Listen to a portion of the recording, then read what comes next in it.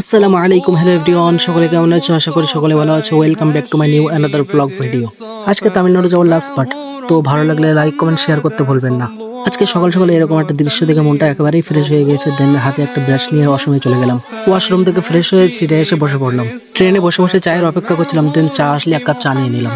চা পান করে ওইভাবে 2-3 ঘন্টা বসার পরে হালকা করে খানা খেয়ে নিলাম, যেহেতু অনেক লেট হয়ে গিয়েছে সেই জন্য।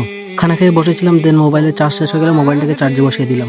মোবাইল চার্জে দিয়ে এইভাবে বসেছিলাম, বাট চোখের সামনে দিয়ে এরকম একটা দৃশ্য গেলে কয়জনই বা ঠিক থাকতে পারে। মাশাআল্লাহ, আল্লাহ পাক আসমান ও জমিনকে সৃষ্টি করার সময় পাহাড়গুলোকে পেরেক বা খুঁটি হিসেবে স্থাপন করেছেন। এখানে পাহাড়কে খুঁটি বলা হয়েছে, অর্থাৎ পৃথিবীকে স্থির ও ভারসাম্যপূর্ণ রাখতে সাহায্য করে। দেন ট্রেনে বসে আল্লাহর কুদরতি নাজারা দেখতে দেখতে যাচ্ছিলাম, তখনই চা আসলে এক কাপ চা নিয়ে পান করে নিলাম। চা পান করতে করতে কখন যে সন্ধ্যা হয়ে গেল একদমই বুঝতে পারিনি।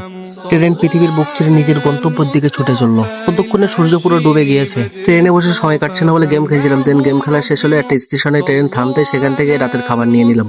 দেন রাতে খানা খেয়ে ঘুমানোর জন্য সিটে বেড কভার বিছিয়ে শুয়ে পড়লাম। সারা রাত চাঙ্গা করে একটা ঘুম দিয়ে সকালে উঠে গেলাম।